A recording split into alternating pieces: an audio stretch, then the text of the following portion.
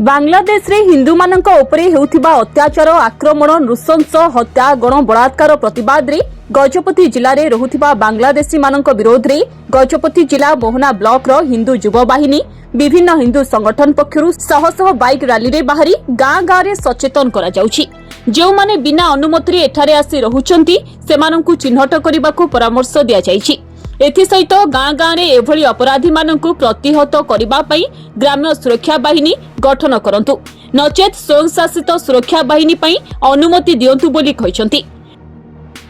जो भाया सांप्रदायिक जो भाया परिस्थिति सृष्टि होती है सारा विश्व रे समस्त नजर बांग्लादेश उपर अच्छी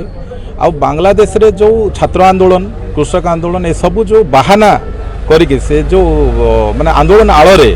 जो हिंदू मान को से जो टार्गेट करा जाउची एवं भारत को अस्थिरता करिया पे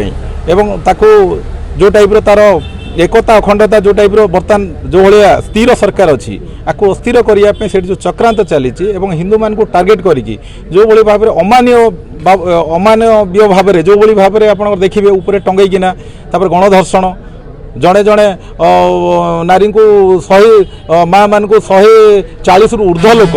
गणधर्षण करुँच जोटि तार प्राण गला पर्यंत तो ये जो भली माने करुँच संपत्ति लुट घर पोड़ी जीवन हानि गणधर्षण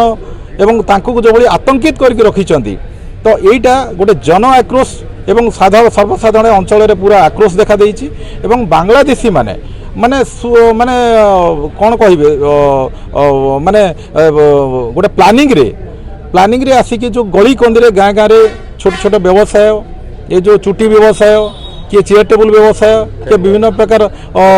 माने सामग्री घरकरणा सामग्री जो व्यवसाय ना रे जो गाँ गाँ रे रही जो षड्यंत्र सब करुँच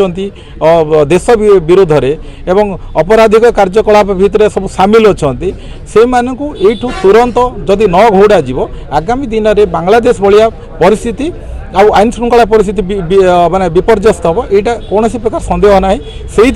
आज हिंदू संगठन विभिन्न संगठन कार्यकर्ता पदाधिकारी अधिकारी माने सहित जो युवसेना अच्छा से समस्ते आज बाहर आउ सुरक्षा करने बांग्लादेश सुरक्षा एवं हिंदू सुरक्षा एवं देशर जो स्थिरता अच्छी ताको बजाय रखापी दृढ़ कार्यानुष्ठान जो मैंने आसिक ये रही से विरोध में करने आज थाना आम आज आसिक अधिकारी मान देखा करूँ। मोहनारू मनमोहन मिश्र रिपोर्ट धरित्री लाइव।